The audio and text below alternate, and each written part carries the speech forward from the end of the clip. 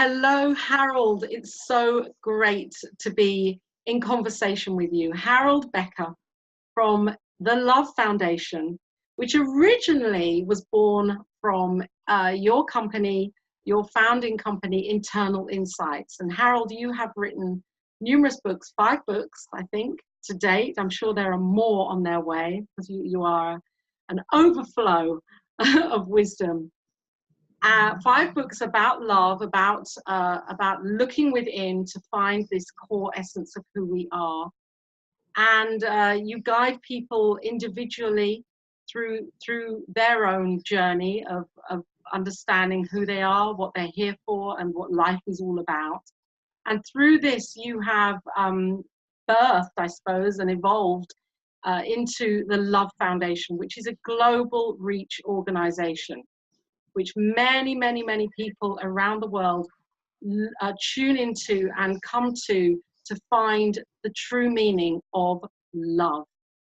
And I feel this is such important and such valid and beautiful work that you're doing here in our lifetime. So Harold, welcome to my conversation, Say Yes to You conversation, because this is what it is all about, really, for to allow people just to tune into who they are, and you know, whoever's listening to this, to give them insight to becoming more of who they are and saying yes to their dreams and visions for their lives. And that's exactly what you did, Harold, with the Love Foundation. But let's just go back a little to the very beginning with Internal Insights, and well, not quite the beginning. Internal Insights, what actually sparked you to start begin on your journey of self-discovery? Thank you, Laura. It's always a pleasure to be speaking with you, sharing with you, laughing with you. I'm looking forward to sharing, perspectives and ideas through this particular opportunity. To answer your question, we probably have to go a little bit before Internal Insights. If we go too far back, we come to in the beginning there was light. And then maybe we need to fast forward to come back into this lifetime and when I was born, and then maybe fast forward. There's truth to it. It is interesting, even making a little passing fun with it, is that unbeknownst to me, when I came into this world in this lifetime, I was certainly beating to a slightly different drum, and I had awarenesses that I just had no framework within which to understand. And so as a result of that, I pretty much played the role that I thought I was supposed to play, going to, getting good grades in school, and then deciding, as it were, to go off to college or stay local and go to college. And then I was doing the things that the programming kind of told me to do. And at the same time, I still kind of, I see now in hindsight how many nudges, how many whispers, how many things that were going inside of me that I externally had no frame of reference to, yet in certain ways began acting upon. So even, for example, high school, I had high grades, very high top honors, top 2%, all those types of things. And my sister before me had all those grades, and she went off to college, got her scholarships and went off to college and stuff. And I found myself at the end of school thinking, I really don't want to go to college. Well, that doesn't go well with the system and with the family. And they said, oh, that's fine, go get a job. So I went and got a job, and by the end of the summer, I realized, I think I want to go to college. And because our family didn't really have the financial ways, I continued to work full-time and go to school full-time. And I just took it in incremental steps. So I never really set out far-reaching goals. I just took it. Well, of course, I excelled there also. And in fact, as things progressed, I found myself, when I wasn't in school, I was missing, if there was a summer break or something, I was missing not studying. So I went all the way through working full-time during the day and going to school full-time at night. I went all the way through my master's degree and got my master's by 25. That set me up into the corporate world. So I was in the corporate side, and I was, learning theory at school and watching what was happening in the corporate environment. And I found, again, nudgings inside that I wasn't feeling comfortable with my version of what I thought could be happening and what I was experiencing. Certainly the contrast between theory and activity. And in all of that, I also had now a situation where my mother was came down with and misdiagnosed with a particular ailment that was really not treatable. So I kind of, in the midst of these beginning budding explorations, I started to question what does death really mean? And then what will happen if something happens with this, and what does my death mean? And again, very practical, very prove it to me, outer real world, no interdimensional understandings, but nudges. That kind of nudges, inner nudges. Nudges, inner would you say they were inner whispers or things that were happening outside in your life? They were things that were happening outside, perhaps, in my life that I was contemplating why I didn't resonate with them, or why I felt they could be different, or why I thought they didn't feel correct. For example, in banking, that's where I kind of left my previous career. Working in the banking reality, I had more of a middle management, vice president type position, and I had such a preference and understanding for, say, in the banking world, the frontline, the tellers, the people working directly with customers. And I really appreciated their ability to work with the public, and they were the front face of, in this case, the bank. But then I also understood, both by schooling and by temperament management, why managers would come together and have full visions of the corporation, and they would have goals and things that they set out to make the rest of that company work. What I didn't understand, and this is really probably an aspect that propelled me forward, is why was there a disparity? Why was there a chasm? Why was there a gap between management and employee? That part didn't resonate to me. For me, if I enjoyed bringing donuts into the tellers, I enjoyed bringing donuts into management. I didn't understand why there had to be a class system or a chasm between these two realities. And in many ways, that's actually what propelled me out of the business world, because amongst the backdrop of that kind of percolating consciousness, some experiences that were now becoming less physical, tangible, just having experiences that didn't quite, knowings that didn't quite fit the schooled, learned way. And then where my mother was almost near death, woke up one day and decided she wanted to live, and went to a prestigious Mayo Clinic that many people would know here in America. And they properly diagnosed her within a couple of days. And although never put her into remission, they were able to sustain her. So she was able to go back into her life. But again, the transformation was that I saw my mother wake up one day and say, I want to live. There was something that sparked in her that said, I need to find an answer to this. I'm not satisfied with what's going on. I also saw— She made a choice. She made a choice. And that choice, she also was given a solution. Yes. And I also had the opportunity, my father, having been military, was a staunch military, career military gentleman with a lot of strong military archy order kind of approaches. And when my mother got sick, I saw him turn and do a complete 180 and become a very nurturing, very devoted father. So lots, and again, things don't happen in a vacuum. And that's why some of these explanations that we might share in this conversation really want to show people that there are things going on in our life all the time. It's to the degree we pay attention to what we're experiencing externally and what we're interpreting internally, and how we're perceiving things internally. And that set me on a quest of really self-help. I wanted to know me. I realized that if I'm doing everything right and I'm not being happy, I want to know me. And that sent me into books, and back in the day, dare I say, cassette tapes, if anybody knows. I remember the cassette tapes, falling asleep with them. Yes. But I just dove into it, and it opened me up to— I had no real religious background or affinity, but I did open up to a spiritual understanding, and I started looking at a lot of religious traditions, and I looked at a lot of spiritual ideas, concepts that have been, were around. And all of that kind of culminated into what became my first book, which was Internal Power, 7 Doorways to Self-Discovery.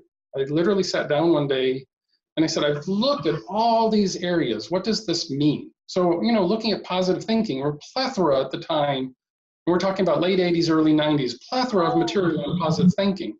It was all just— What was interesting there, but they were all experts in this one, experts in this one, experts in another one. And what I found when I wrote my list of 7 areas, that nobody was telling me how they all interconnected.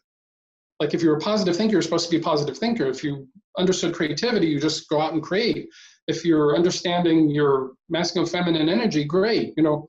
And I thought, well, this really needs to tie together somehow, because it isn't enough to just positive think, because clearly not all positive thinking works. So, you know, and in the midst of this was also the realization that the core message that popped up unanimously, continuously, consistently, universally, timelessly, absolutely, was love. I mean, it was like everywhere I could look, love was, you know, if there was a religion, it had a master teacher. If it had a master teacher, the master teacher had a message of love. Yeah. Bar anything from the religion, the teacher was known about love. And looking at all these traditions that have been around for thousands of years, core message was love. And I kind of concluded, I thought, well, if there was only ever one message from anywhere consistent that was about love, then I wanted to explore what love meant, and more particularly what unconditional love meant, because clearly we were talking about a love that was beyond just our physiological or our cultural understandings. And that process, these 7 items that I wrote down, and literally 2 weeks later, I picked my list up and I looked at it again, and I reversed the order of these 7 items to where the first was choice and the last was unconditional love. It had been in reverse order because what I'd realized, everything was about love, so I wrote that first, but I realized you don't really get to unconditional love right away. You get there by choosing. And this whole internal insights concept, this whole going within and really saying, how do I see life? Really, in a way, questioning everything, but really more curiosity, exploring everything. So I question reality, but not in a defensive way. I question reality, and there's got to be more way. And in that more way, and the more way, and the more way, as they say, 29 years later, fairly consistently, still looking at the fact that the more I know, the less I know, which is a beautiful place for me, because I keep finding out more and more. And so for me, what had been the right life that wasn't happy is now a happy life that doesn't need to be right. And I get to keep exploring everything within the moment and keep finding more and more to explore. And that's why I get excited by seeing a very, you know, somewhat ordinary, trained banker kind of guy opening up and saying, wow, there's so much more to life, and really embarked on a path where never expected to write books, never expected to do TV, never expected to launch a nonprofit that would have a global reach. Never, ever, ever, ever was any of this in my dream state. Yeah. You know, and yet here we are exploring cultures, exploring interactions beyond belief, and nothing could be more fun. Literally, the joy of being able to take not only my own awareness, but then look at it from the perspective of how can I and how can we help raise the awareness of our planet, because this is a beautiful planet. This is a beautiful orb. We're a beautiful humanity when we look at it from that perspective. And when we approach life that way, we change things that way. So the individual part of me became a very global part of me. And yet I never lost my individual. I just now carry the full experience in my consciousness. Yes. Because you like your mother, you had a choice and you said yes to coming to life. That's how I see this. Yes. You had a choice also, and you said yes to coming to the fullness of your life, and knowing that through your exploration of these 7 things and discovering for yourself that love is the glue that keeps it all together, whereas maybe a lot of these experts in the field hadn't all got together in a midnight club and said, right, let's call it love. And so that's what you've come in, Harold's come in, and you pulled this all together with a deep awareness. But I really wonder, initially when you began this, how your perception of this love may have, if it has, or maybe it hasn't, if it has shifted over these years. Because originally you know, it feels like, yes, you have a deep empathy for people.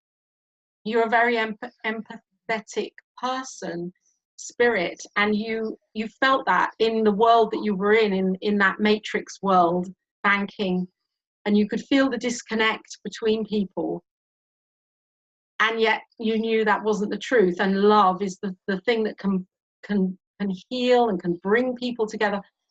It's not, though, a human love, is it?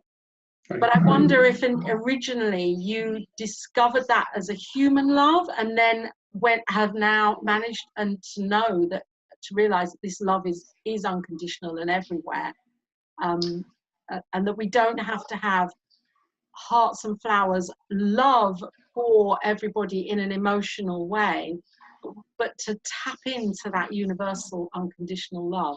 Did you realize that in the beginning?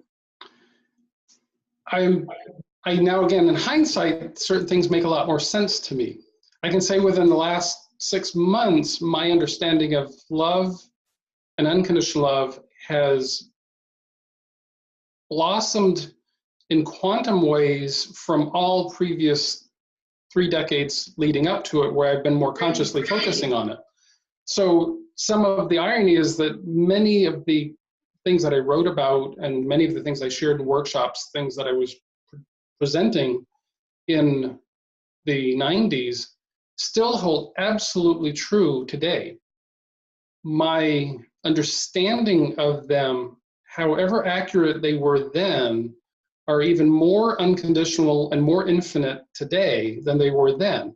Not knowing that at that point, you know, my understandings were awareness were seemingly as accurate as they are, but where it's come into and kind of interesting way of answering the question is the embodiment of the awareness keeps growing and changing and shifting and blending and becoming more and more and more. So where I understood it enough to be able to write about it, enough to be able to share, enough to be able to express it, the evolution of life experience, because ultimately words don't teach. It is really the life experience, and the experiences that we have over days of meditating, nights of sleeping, weeks of interacting with, you know, family, community, universe, you know, contemplation, expectation, it all blends, intention, it all blends, and we kind of grow along with it when we. Okay.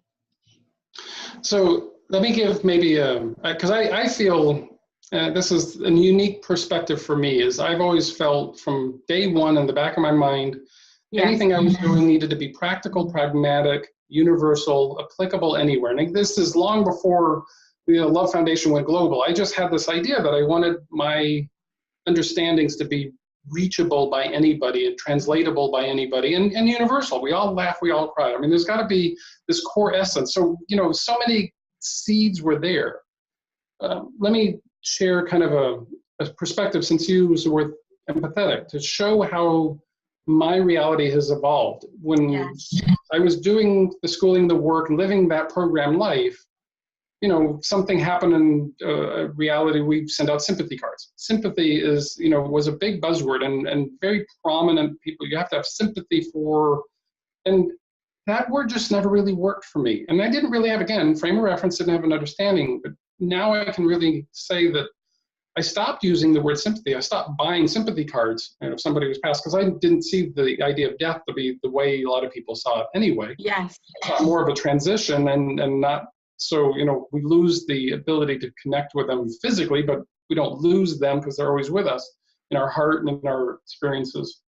But this notion of sympathy, which culturally here, at least in America, was very prominent, it didn't make sense to me. So when I started to open up internally and started to really explore, oh, I have choice in my thoughts and feelings, I started to notice, and you very accurately, by using the word empathetic, it was a part of me that I didn't understand, didn't have a word for, that I was feeling the disconnect. I was feeling the disconnect in the outer world between two sets of individuals, for example. Mm-hmm. But for me, I was feeling that both of them were vibrant, beautiful human beings, and that there was no reason why we didn't communicate or why we didn't interact with each other, that it's because we have status and labels doesn't preclude us from treating each other as like a global family.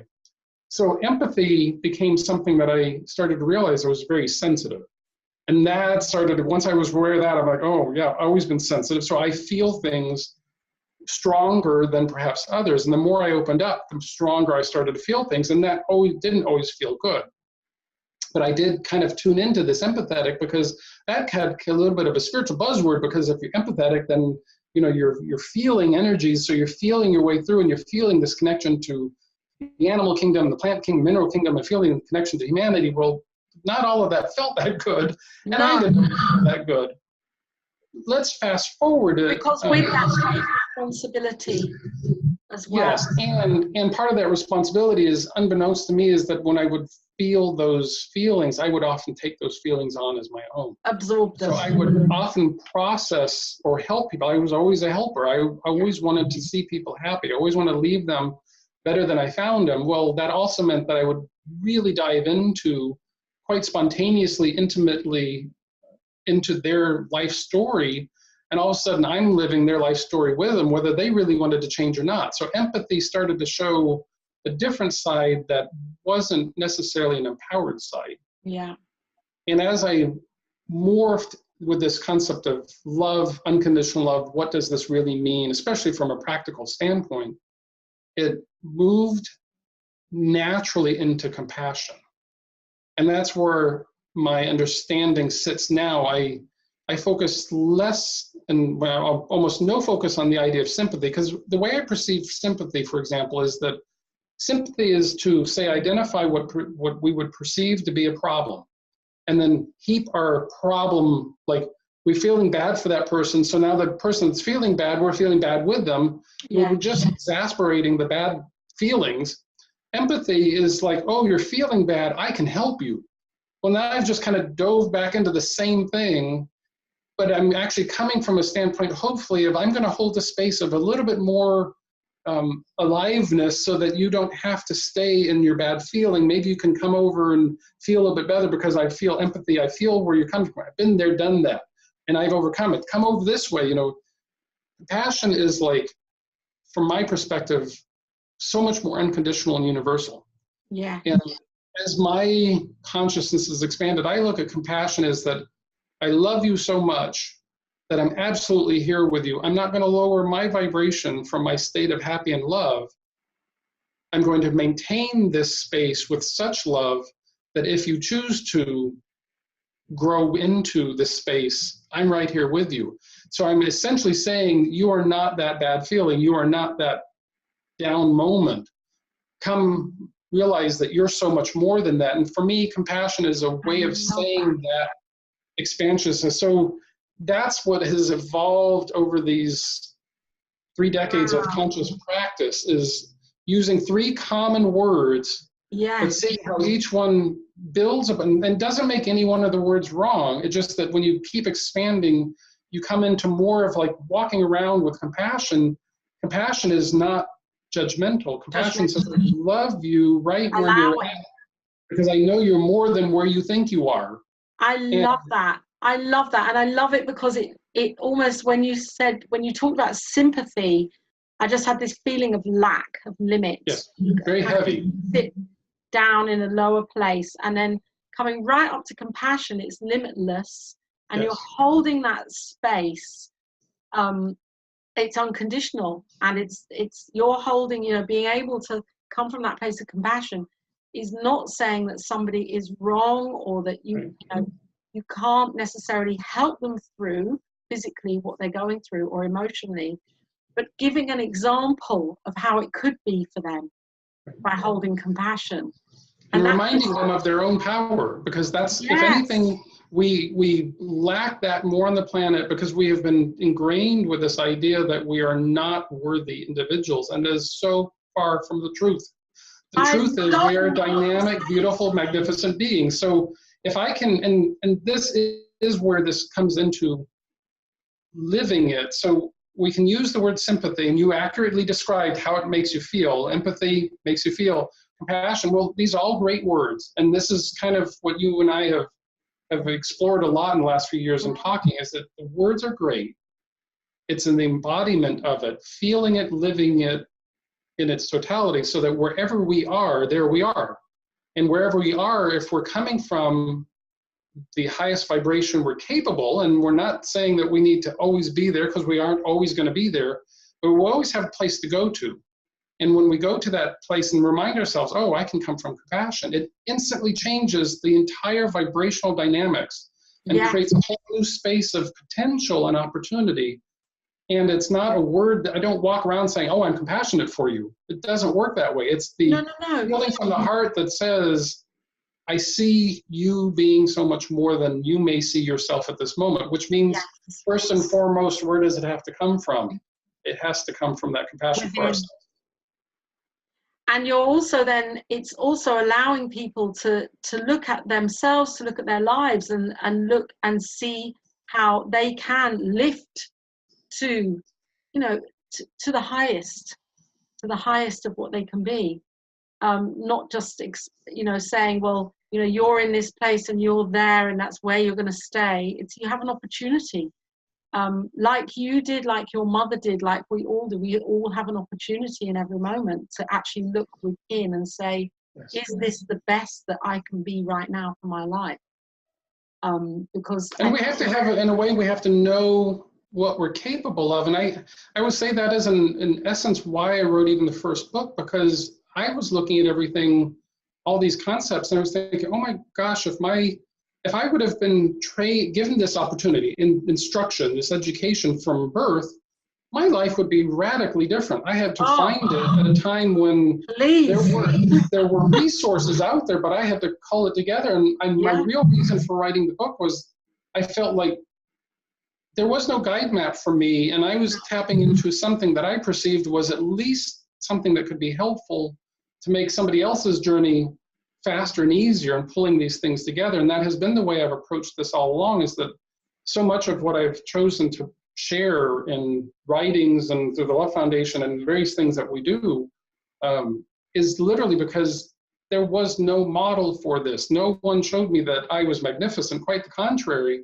If anything, it was just the opposite. And we're seeing, you know, in media, for example, right now worldwide, that there's a strong inertia to helping people feel bad about themselves and separate and all these other things, fearful and worried and concerned, and it's not who we really are. So we're out there saying, you know, there's a whole different reality that's possible for us, but it's not something that's going to happen to us from outside circumstances. It's something we actually do for ourselves from within, and then broadcast, share it throughout, and that's how we touch lives. And we can touch lives thousands of miles away just by being who we are, which is the essence of what I feel you're saying with this whole interview series. Oh, yes, we can.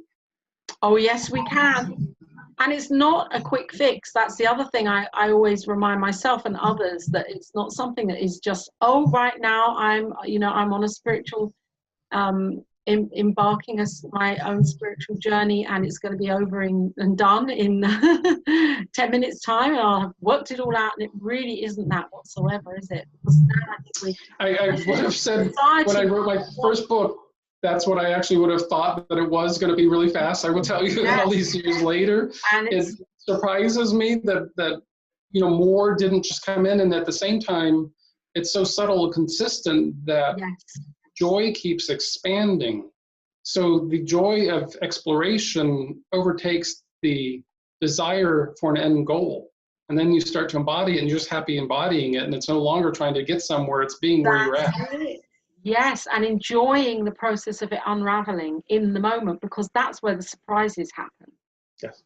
That's where we then get the insights that aren't rushed, but they're real. And it's kind of like, oh my gosh, now I get it, and it just follows through in a really smooth way, rather than it all being one big rush to get it all done, where then it wouldn't actually be smooth, and it just can't. And we're eternal anyway, aren't we? We're on an eternal journey. And part of what we've realized, it is a spiral, and there are things that come up. I'm like, I'm pretty sure I already overcame this. Why is this here again? And then Yeah. it comes back, and it doesn't come back quite the same way, but you know there's a signature. Like, I thought I dealt with this, and here it is again. Well, the fun thing is each time we encounter that, we actually, it's our own way of reflecting back how far we've grown. Yeah. Because in fact, the way we respond, and so much of, because we're in the 3D world, this internal understanding that we're speaking of, like going inside first and then going back out in the world, which is contrary to the way we're trained.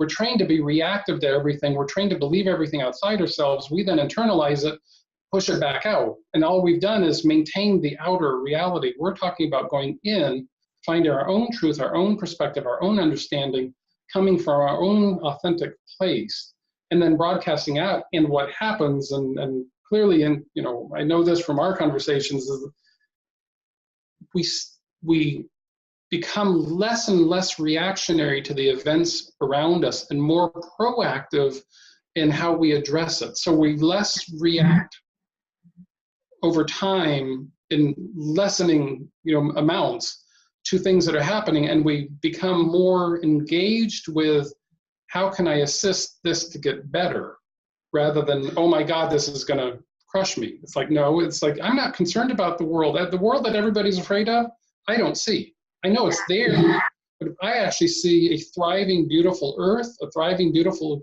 humanity, because I know where our potential sits. And our potential isn't in the reaction, it's in the procreation, the co-creation, the working together, the collaboration. It's a different paradigm. It's totally doable. And having gone through my own transformation in life, coming from a wholly unexpected, never saw it ever in my possibility, to now having lived it for 30 years, this is possible for all of us. And it's so wholesome. It just feels so wholesome when you're saying it, that you have surrendered. That's the word I feel coming through. It's a surrendering, isn't it, to what we're seeing, or, you know, in that outside. Well, there is no outside anyway, but in the perception of what we're living in our outer lives, and knowing that that is not the truth, and that the truth is this unconditional love. That I from what you're saying, I feel is that's the thing when you say, well, how can I come at things without reacting? Then to me, the obvious answer is with love, with that knowing of unconditional love. And that's obviously why you're doing what you're doing, because you realize that. And when you say then that cornerstone would be self-love, yes, in other words, it has to start. So what would be your interpretation from your perspective of how this works from this internal sense of your own life? How did self-love kind of come to you, and how have you realized this is your truth? Because your truth and my truth, and we all have different truths, but there's this one essence. So how has it been for you? Because I realized a few years ago, on a similar exploration, if you like, if that would be the word, that to you, I realized that as much as I wanted to please others in my mind, Yes. the more I did that, the less I pleased them, and the less I pleased myself. And I had to get to a place in my life where everything was going in a very in a way that wasn't nurturing me, and where I was stuck, and where I was not in a good place. And I had to get to that for me to actually realize and see for myself that it's not me that's doing all of this. It's just my thoughts that I'm creating, that are creating my life, and that I have a choice. I have a choice how I can think and how I can feel, and the point that I'm coming from in my life. I have a choice of that. And when I realized that, everything shifted, because I realized then I can choose to come from a place of self-love. And that means honoring myself. That means being gentle with myself. It means speaking nicely to myself. It means honoring what I really want to do and what I don't want to do, and questioning that, and rather than just accepting that it should be a certain way, because that's how I was brought up to believe it should be in our society as well as in my family. So self-love to me was really, and my understanding of self-love has really deepened over those years, I must say, because originally that's what it was all about choosing my thoughts and choosing loving thoughts and being kind to myself. Whereas now I believe that self-love is actually about really deepened self-love, is about really honoring who I am and allowing myself to be the fullest expression of that. And so that ripple then is the ripple that I'm rippling out into this life, and having that compassion for myself. And then ultimately, because I have it for myself, it can then be for others, because it can't be the other way around. Good. So believing in self, trusting in self, these are all components of the self-love. These are all aspects of realization. And one of the things that I shared from the very beginning, whatever we have within is what we give out. Whatever we give out is what we get back. It's the circle of life. And in this circle of life, the example I often give, because people often can, this concept of love, and particularly unconditional love, can be, to an audience that may be listening to this interview, first time they've heard it, or maybe they've heard it but didn't understand it. But it can sound a bit far-fetched or woo-woosh, or a little bit out there. And but yet it isn't for us. It's become a reality. And yet, let's say, from the standpoint of, if where we're vibrating at is anger, for example, well, if we have anger inside, we're going to give anger outside. Most likely, if we're going to give anger outside, we're going to trigger anger in those around us, and we're going to get angry back. That's what an argument is. It's so different when we come from love, because if love is what we have within, love is what we give out, we will then pull out of others around us the highest loving aspect. It may not match us entirely, but it will pull out more of who they really are beyond whatever layers they may have on them. And a real simple example is, if you smile, chances are you're going to get a smile back. That's it. If you don't smile, chances are you're not going to get a smile back. And this is really, where it becomes, we are actually creating our reality from our thoughts and our feelings. And we are constantly been conditioned by lots of external things. And for me, this is why I think my pathway went from this totally logical, got to see it, got to believe it, it's got to be 3D, to this inner awareness of, wow, I can actually think and feel different. I can change my reality. And in doing so, I still have applied a certain level. There's got to be mechanisms that unite us all. There've got to be, words that bring us all together. There got to be aspects of us looking into this 3D world from a standpoint that says, we're not really us and them, we're we. There's got to be an understanding of the we within me. I've got 32 trillion cells right now operating at peak capacity to make this whole body function. I'm not doing anything. Well, I actually have a whole mass of beyond humanity. I've got a whole cosmos going on in my body right now, helping me be here so that I can have a conversation with you. I mean, it goes the other way. We've got, 100 billion stars in a galaxy. We've got 100 billion galaxies. I mean, it's so phenomenally huge. And that power is within us. Yes. That's the thing, isn't it? That power of those stars, those trillions of stars, is the same power that we have. Yes. And yet, none of us were taught this. I mean, we're exploring it as a humanity. We're going out there and we're looking scientifically at things, and perhaps religiously, spiritually at things. But clearly, this paradigm shift for a lot of us is that we know where we came from, and we were beating the same drum everybody else was, and there was this inner awakening that we noticed at some point. It became loud enough to where we said, I'm going to go try this.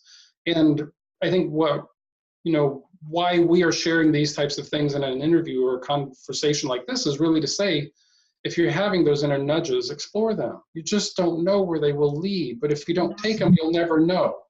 And it's being brave.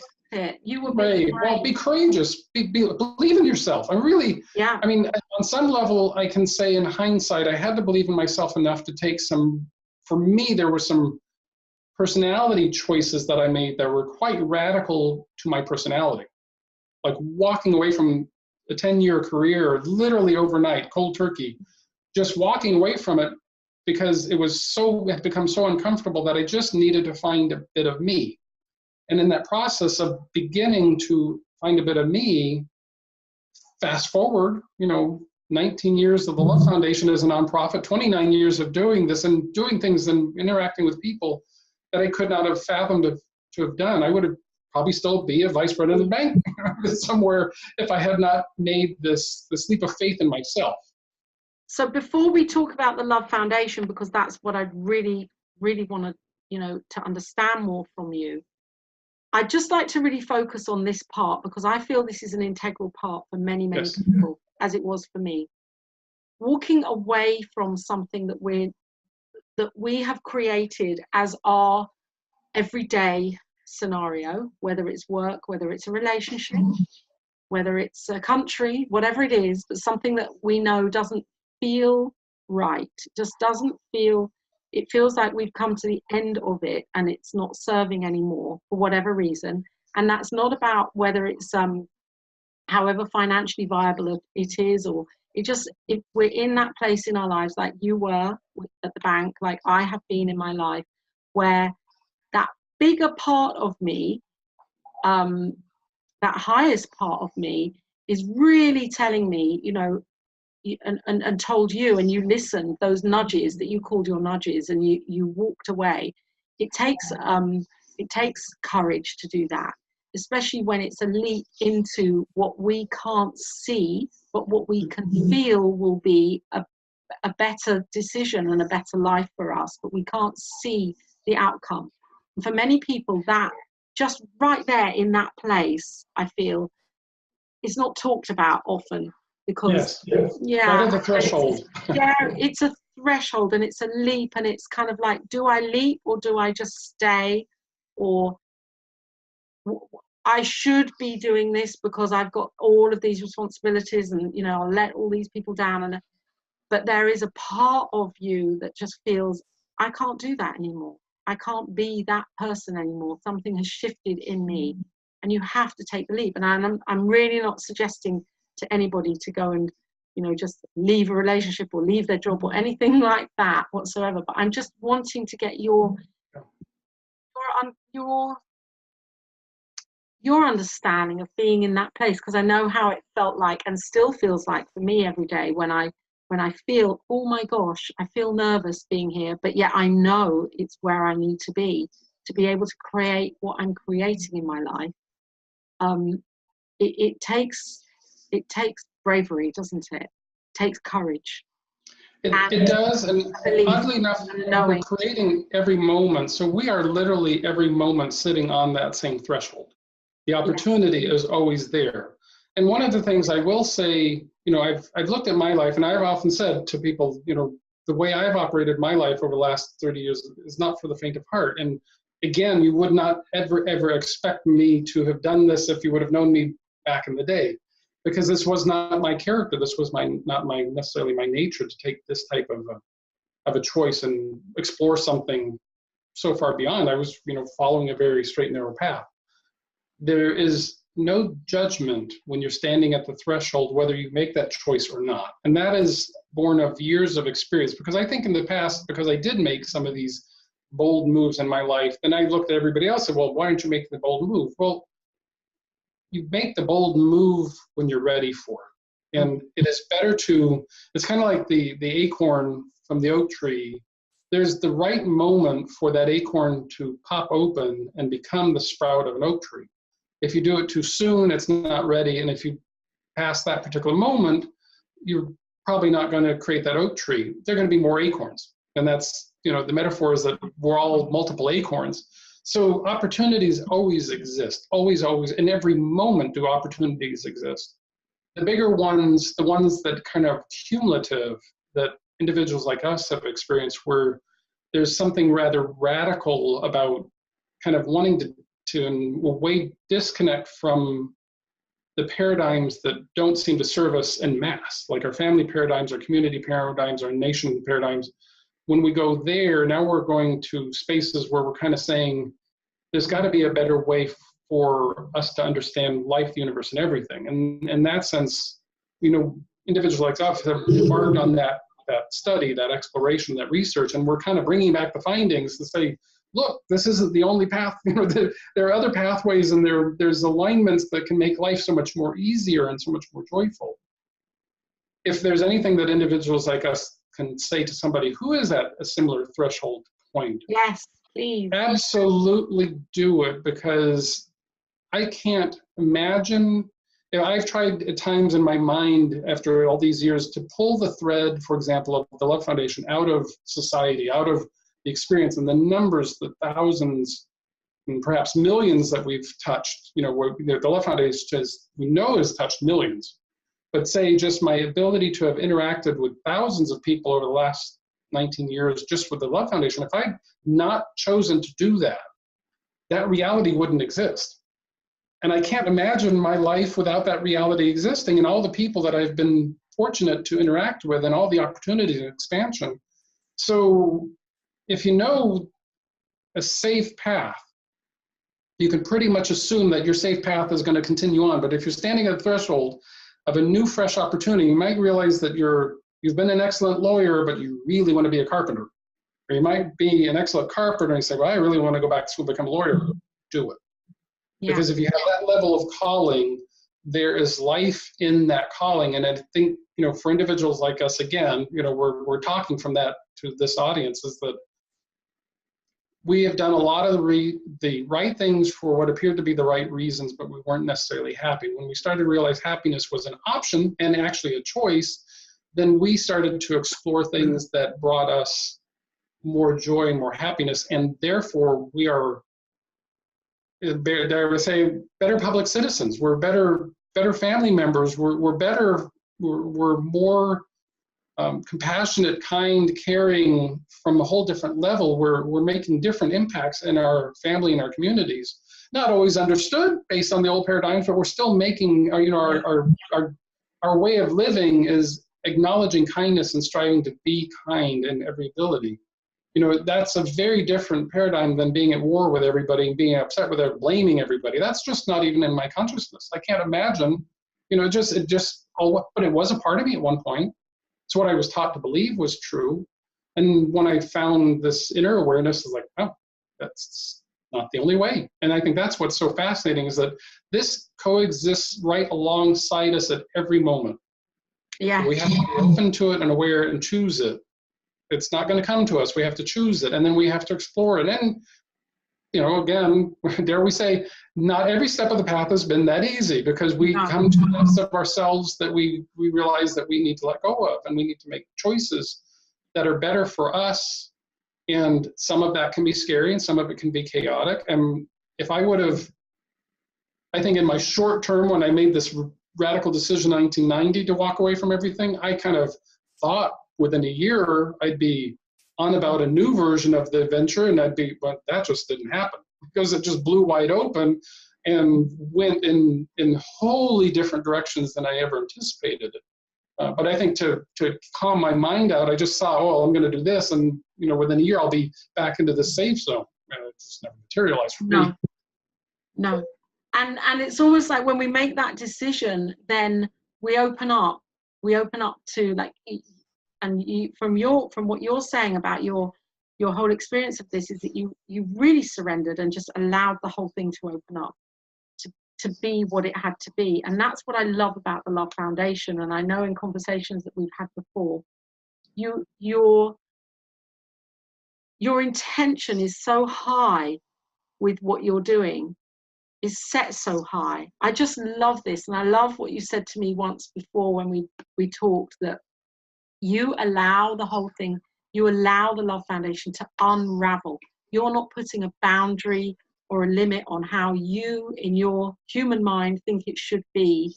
You're just allowing it to unravel. And because of that, I mean, if anybody is watching now and has another computer at hand and can get onto the Love Foundation and look at what you've done, or they will, you will. You've allowed this to become its own adventure and flourish it beyond your imagination. That's what I love about it, because you've got a lot of things on there that are serving so many people who really want to live their lives from the point of love and choose to live from love. It's beautiful. Thank you. It's been a fun opportunity to experiment on a global scale all the things that I'd come to understand, from a Western-centric, American-centric, internal-centric understanding, and then to how can I take this awareness that I have of unconditional love, the very practical, pragmatic, and then put it out before, 200 some odd countries, and then countless cultures, and say, is this, this understanding of unconditional love I feel is universal, and is it understood universally from others? Well, clearly that's been our experience, because we don't advertise, we're a fully functioning nonprofit here in the United States, but we really, beyond the dotting I's, crossing T's, we are really a giant organic experiment, because we're not looking for membership, we're not focusing on fundraising, we're simply focusing on our vision of inspiring people to love unconditionally. Which, when we came up with that, when we started the organization, how exactly do you do that? We didn't know, but it did come to us over time, and it continues to come to us over time. And we keep having people find us from around the world in wholly unique places and ways. And I will even say that, having done this, websites kind of launched in a big corporate way in 2000, which is when we started. So we had just really the internet to start, and our web page, and then broadcasting, and we used what we could, but with the social media network, and then the ability to have no dial-up modem, we get instant access, cell phones, and all these things that have happened just in the last few years.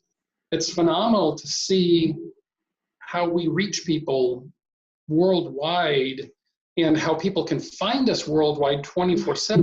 And the way we've operated, we put a lot of content out that can be discovered in all kinds of time zones, and all kinds of cultures, and all kinds of different ways, and English being a primary. And languages, English being a primary language, of course, we track that, but we've also gotten to a point like Global Love Day, which I'm sure you wanted to mention. Global Love Day is May 1st. I do. That was, May the 1st.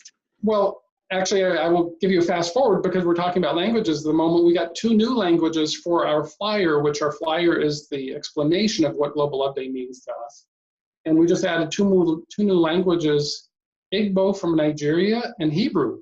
So we're now up to 40 languages with our flyers. And every single flyer that has ever been translated has come to us by someone finding our website saying, I can translate your flyer into this language. We have never once in those 40 languages gone out and said, can you help us do this? Every single one has come to us. And so for us, it's a broadcast and a response. So we broadcast it out there, and every single individual that volunteers for us, they have found us in their own unique way. And to our joy, and unexpected originally, is that we have tremendous response from the African nations, for example, the Middle East, the Asian nations. I mean, it's just, in many ways, more so than our own Western-centric nations of Europe and America. I mean, it's really been such a fascinating journey. Our email list, for example, is probably fully 2/3, 3/4 outside the United States. And every single individual has found us. Why would you think that is? On a level of the way humanity has grown in its activity, religions, governments, chaos, all the things that we're experiencing now, there's also been a global awakening to these same understandings. And so individuals who are waking up in their own family, community, nation, and they're feeling that very discomfort that you mentioned, they're feeling something, they're sitting at the threshold and they're saying, something in me says this isn't working, in a culture that is radically different than ours, but humanitarian-wise is identical. And this is why I feel you gravitate to the Love Foundation, why people do find us, is because we are simply looking at humanity as a universal, unified whole. We are not looking at any separation, any kind of, the cultures exist, but on a core level, we all smile, we all laugh, we all cry. We all go through the same human conditions, and it doesn't matter what the language is or the culture is. We are all having those same core human conditions. And it is my experience, expectation, knowing, understanding, it is clear to me, we all, our love come from love and have the opportunity to love. So of course, the ones that are finding the Love Foundation are saying, I'm at this threshold, I'm looking for something that seems to tell me that I'm not the only one, and lo and behold, synchronistically, coincidentally, in fact, virtually anybody that has ever found the Love Foundation, when I've gotten to know them, I've asked them, do you remember how you found us? And 99% of the time they don't. Really, they just don't know how they found us, but they found us and they felt at home. And I think that is the greatest compliment ever, is that people find our site and they feel like they found home. And I think, I never thought that's what this was all about, but that's what it's become. It's so much more than the programs.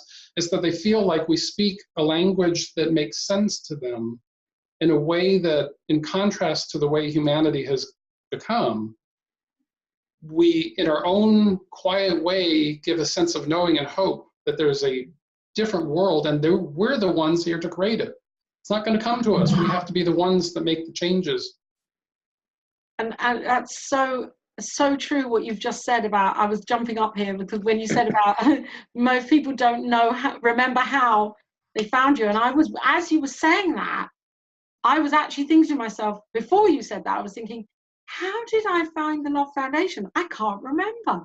I cannot remember. It came through in some way online, and that was it. I was hooked. And what I really love about the Love Foundation and what you have created in the energy is that there is no push. It is a foundation. There's no hard sell.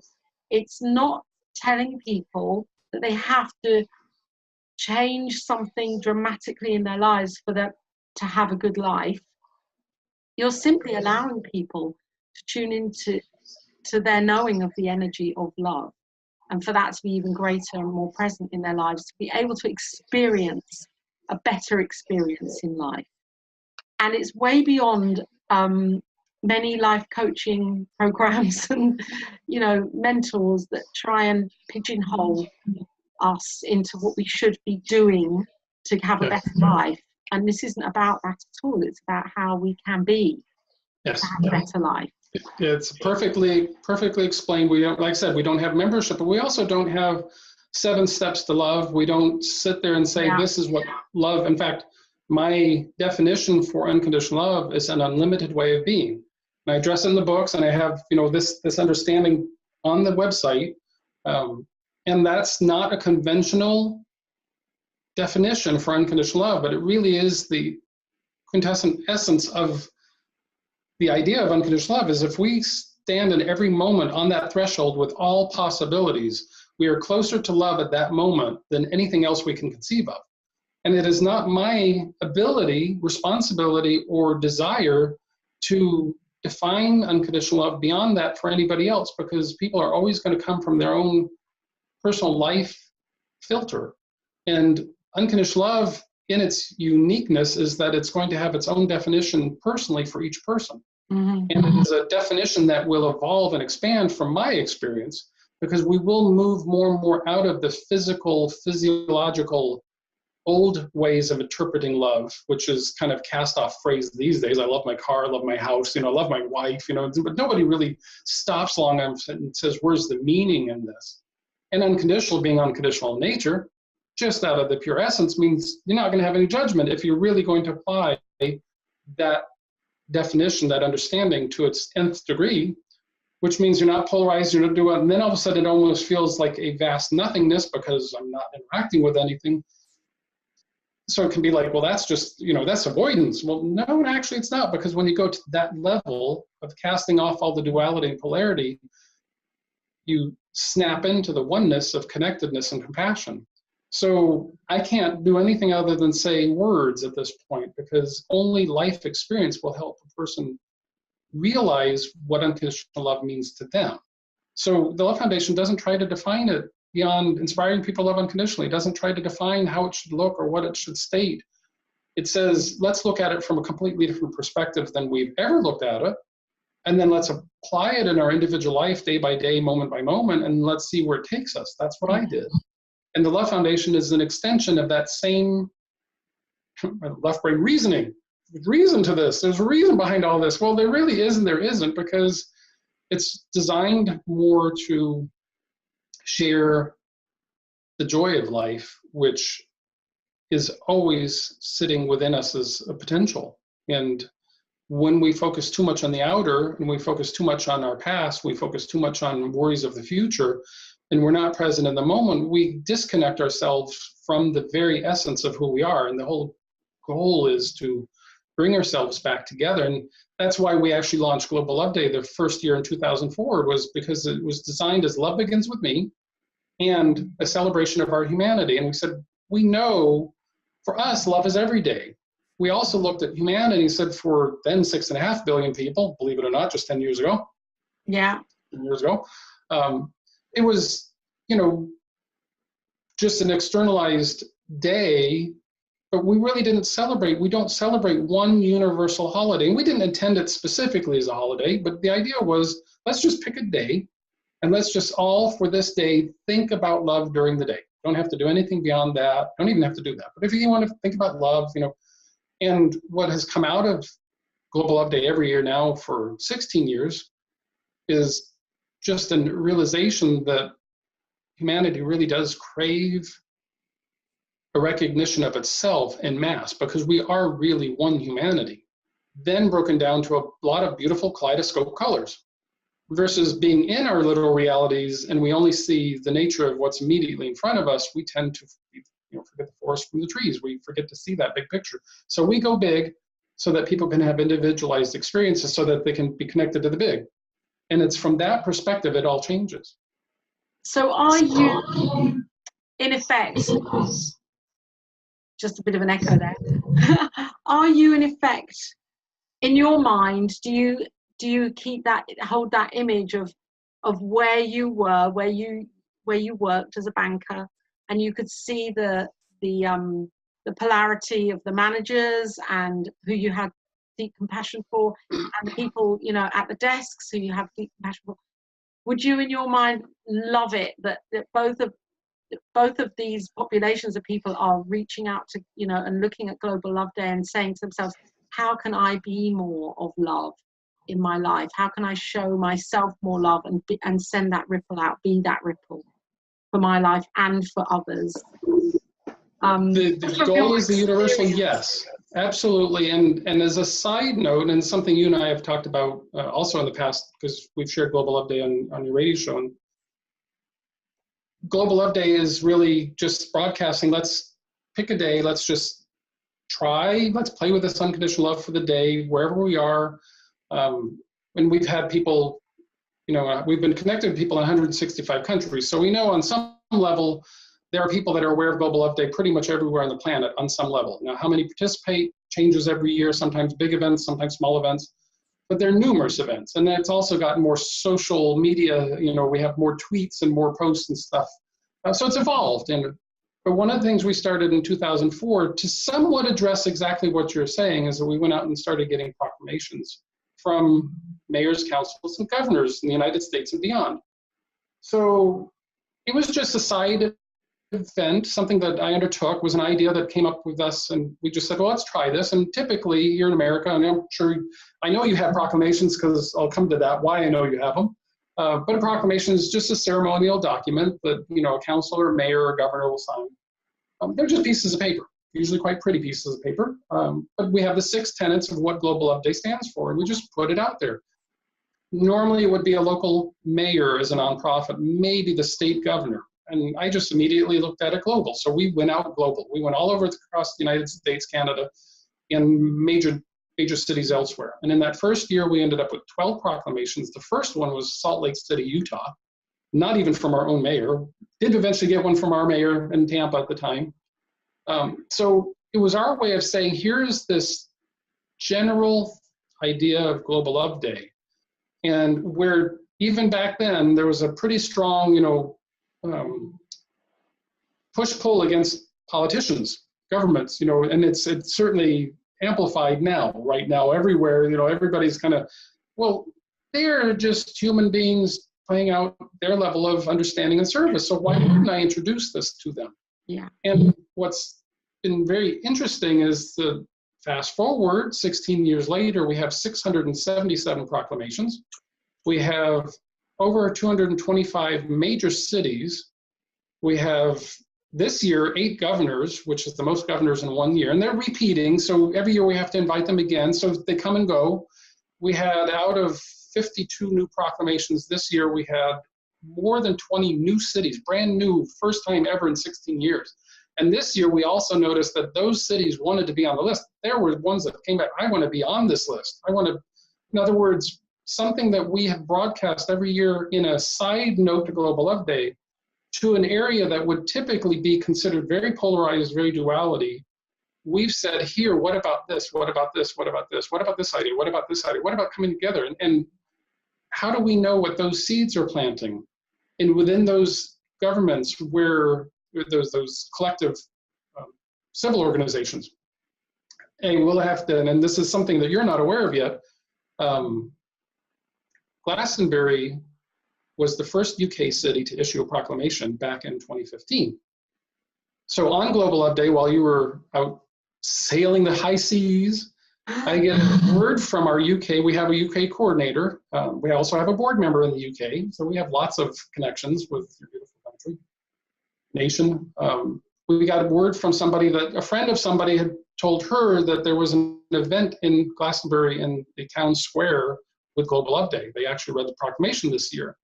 And then later to find out, confirmed by a Romanian gentleman who has been a supporter of ours that now lives there, actually was there in town square and recorded it all for a news articles that he was then broadcasting all through Romania. I mean, he's had this article go out to a half dozen different places. So we actually have pictures of Global Love Day being celebrated and talked about, and proclamation being read in Glastonbury, England this year. So when we go back and think about what we've been doing, the way it's like realizing, when we start to realize our own essence and our own humanity, we start to see the humanity in others. We start saying, how can we be proactive and make something good out of this rather than blaming and dividing and separating? Let's figure out ways forward. And that's what we're seeing. That's what's happening, is it's coming from all angles. So we're reaching all levels of people. And then from that space, the changes are happening perhaps slower than any of us would like, but they are happening nonetheless. And that's the beauty of what this does, is that if we just simply be our best wherever we be, then we can't do anything but be better for the world as a result, because we're the ones that are affecting the positive change right where we are. Yeah.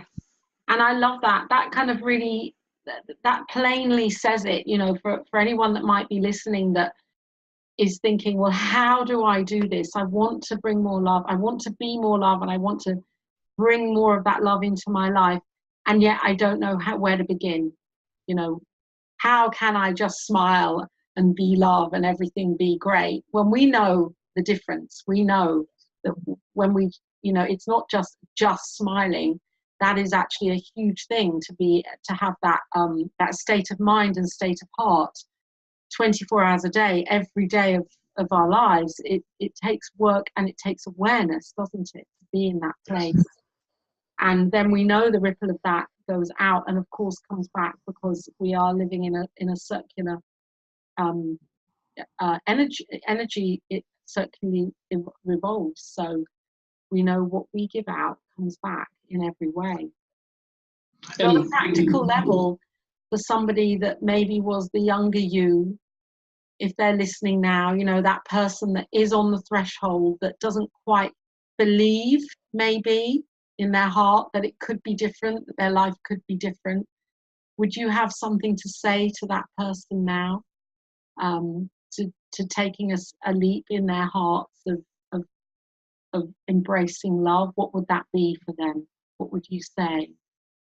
For me, it was probably the biggest revelation was to go inside and notice my thoughts and my feelings and realize that that was where the powerhouse was, the way I thought and then the way I felt. And the short example is, say if somebody wants to do a 4-year college degree and you make the choice, you decide, you know, that you're going to get a 4-year college degree. Well, that's a nice thought, and it can have its goal conclusion, but clearly over 4 years, you have to feel the desire to get to where you're going long enough. And I think so many people focus solely on the positive thinking, but they don't realize why it doesn't work is because there's no feeling. Mm-hmm. And going into feeling is such more of a subtle realm that you have to kind of explore that if you've never explored it first. So exploring thoughts is a little bit easier because you can pay attention to, oh, I'm thinking that or I'm thinking the other. feeling can come from old emotional baggage. It can come from, responses, past histories, and that level of feeling is more emotional, and it can trigger and trip us up. We can feel bad about ourselves, and we have maybe a long history of feeling bad. It's kind of sometimes harder to get over that inertia. The feeling we're talking about and the thoughts we're talking about is kind of at an elevated level, is that we want to start to notice our thoughts, because in noticing our thoughts, we will then become more aware of our feelings. And what I would suggest from anybody of any age is, when we become more of an observer of our thoughts and feelings, strive to be objective, because a whole lot of our momentum of thoughts and feelings are really an amalgamation of everybody else's thoughts and feelings, and very few are our own. And that's probably the real accelerated path that I stepped on, because when I started to realize I had thoughts and feelings and I had choice, because that's not something I was told. I had nobody tell me I had a choice in the matter. It's kind of, you do this because, but when I realized that the choice was not about what I did in the outer, it's what I did in the inner. Yeah. It took me a while to understand that a bunch of the thoughts I was having were momentums of things I'd been taught, things that have been shown to me, things that have been told to me, things that were demanded of me, things I perceived in return for all of those same avenues.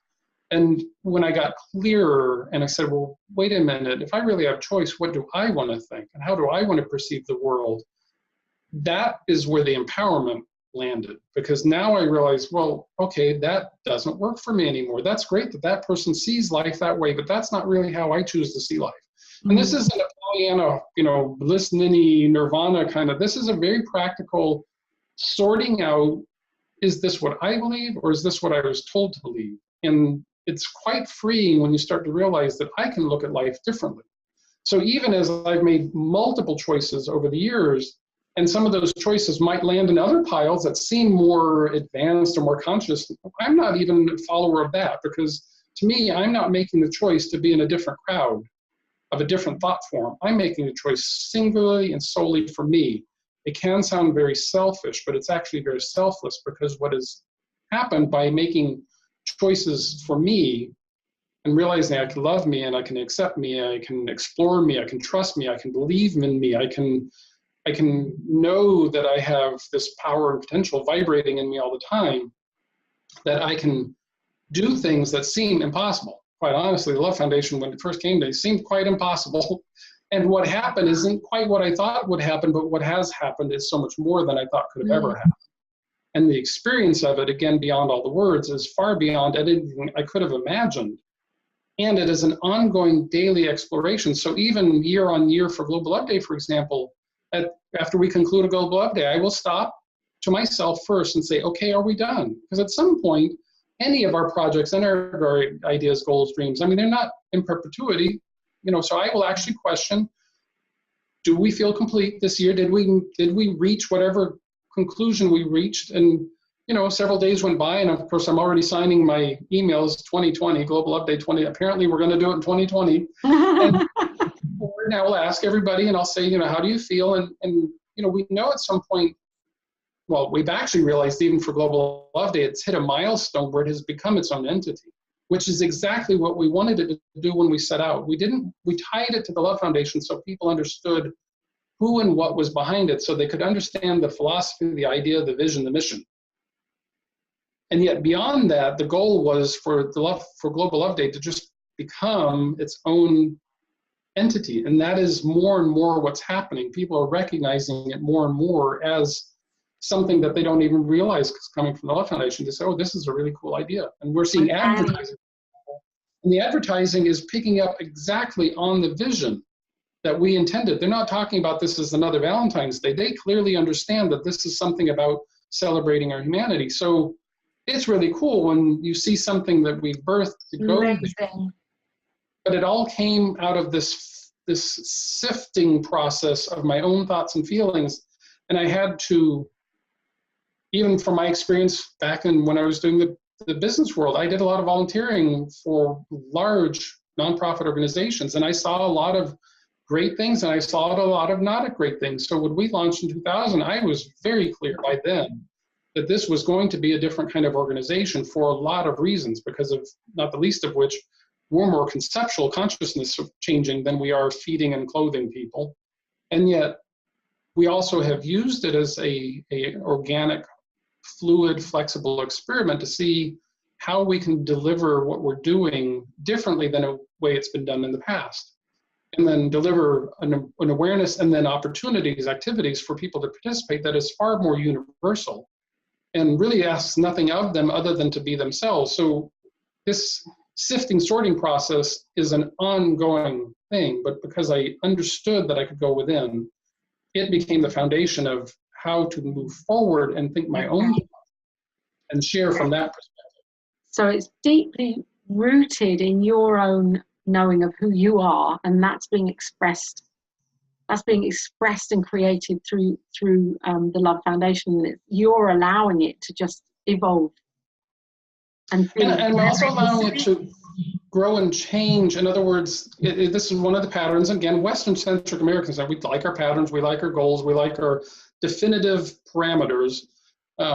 The Love Foundation has, we don't reinvent the wheel every year, but we do look at it always from the perspective of how can we improve on this? Is there something we can do differently? We never sit there and say, well, we've only done this certainly we do repetitively do, but we always look at it from as fresh a perspective as possible. And I think that's living always on the threshold. And again, that's something that does, it's, for people who are hearing us as, oh, that sounds so easy. I do hear that, oh, you make it sound so easy. Well, it is actually easy, especially if we have a mindset to make it easy for ourselves. But that doesn't mean that there isn't work involved and that there is exactly what you already said. It doesn't mean that there is constant. Sure there's a devotion that keeps you up at 2 a.m, many an evening. Yes. Yeah. So yes, we make it look, and mostly because you're a living proof example. I've known you well enough and long enough to say that you get it too. It does get easier and easier, and sometimes it even seems against harder and harder prospects. But our response to things becomes easier and easier because we become more grounded in it. Yeah. That's the thing. Oh, it's amazing. I could talk with you all day, Harold. So from this, we say to your audience, absolutely go for it. Whatever it is, go for it. And you're living proof of that. As are you. Absolutely, as are you. We're doing this together. You make my life easier because I know you're here doing it with me. Thank you, Harold. So a final word of love. Well, it's not a final word. A word to just kind of come out of this conversation for people that are still listening, because I know that people are here still listening to what you're saying and what you have to say, and the enthusiasm that you have, and the inspiration for anybody who is seeking to change something within themselves to make their lives, to live a different kind of life, to have a different experience of life that is more fulfilling and more wholesome and more open and expanded to love. If you could kind of sum that in a sentence for a step to take, what would that be? I will, since we're looking at each other through the screen of life here, I'm going to go straight to the camera. I'm going to look straight into the camera for the audience that's watching and say, if you've never heard it before, I'm here to tell you that you are magnificent. Through and through, always have been, always will be. You are a magnificent being. Let that sink in, let that realization become who you are so that you can realize this, and the next time you're on opportunity, you can look in the eyes of another and say, you are magnificent.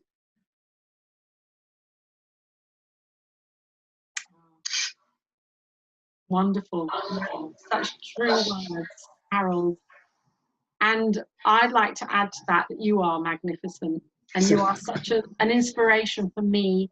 And I know for many, many, many, many, many people who look to you at the work that you're doing and the power of what you are doing and evolving, how you're evolving in this life. And I want to thank you from my heart for all of your devotion and for listening to your deeper knowing that's always showing up, and that you're listening to that, because so many people don't listen and just shelve it. And you are living proof and example of how to do that and be that. And I can say it's cliche, but I can say if I can do it, trust me, everyone can do it, because I'm the most unlikely candidate to be doing in a way what I'm doing, although I can see why I'm doing it. But I mean, knowing my personality the way I was such an introvert and now it's just me. I've allowed myself to be me, and I'm okay with me. I'm really okay with me. All the trials and tribulations and all the foibles and all the things that make me, I absolutely love right where I am, and I'm okay with me. That's just such an astoundingly refreshing place for me to be, and I hope others can have that experience too. And you exude that. It's wonderful. And I also know that you are a very contactable person, aren't you? So when people reach you through the lovefoundation.com website, lovefoundation.com, yep. And you reach back. You do. I know that from my own experience of meeting you originally, that you're very hands-on and you love meeting people, and that anyone that feels that's listening and that wants to reach out to you, you do that. You respond, and I love that. There is not always in the first 24 hours like I used to, because it's a little bit more, but I do absolutely. I love the synchronistic connections globally. I mean, I just love to see people coming from that heart center and exploring life. So of course, why wouldn't I want to get to know my fellow brothers and sisters and say, oh, how's your journey? Tell me about it. Yes. And your books, Harold, where can they be found and bought? Easiest place, especially global, like in interviews, Amazon. Amazon anybody, Amazon UK, Amazon DE, Amazon US, And if you use Smile.Love Foundation, we actually have you can support the Love Foundation if you use Amazon Smiles. If you're in the US, I will say in the US, we don't have you in the UK, but if anybody's in the US and sees this, always remember to use Smiles, Amazon Smiles, for wherever your favorite charity is. Okay. Because everybody gets a little bit from Amazon. Yeah. So. And that's important, isn't it? And your other website is Internal Insights. Yeah, internalinsights.com. Where we can find more about you and your partner and your internal journey, and how you can offer that as a service to people so that they can delve more deeply into the beauty of who they are. You guide people. And we have our YouTube channel for the Love Foundation, which has over 250 videos. So if people are wanting to explore, we offer virtually everything we've talked about today is available over a course of 250 free videos that you can watch, just inspirational videos, interviews. If you go to our website, there's a page with about 75 inspirational messages that I've written over the last few years that essentially encapsulate all of this material. So whether you want to buy a book or just find it for free, we've got just reams of resources, and then lots of other organizations that we collaborate with, that if we don't sing to you, there are other places that you can go that can get very similar assistance, guidance, understanding. So that's really, we're all here to help each other. Remember who we are and remember our magnificence. Oh, Harold, thank you so much for your time and your word and your energy and your enthusiasm and inspiration. I know that everybody that's listening to this and that has stayed to the end of this interview, because I know that they have. Because Harold and Laura know how to talk, don't we? We'll catch up again, Harold. Thank you. Always a pleasure.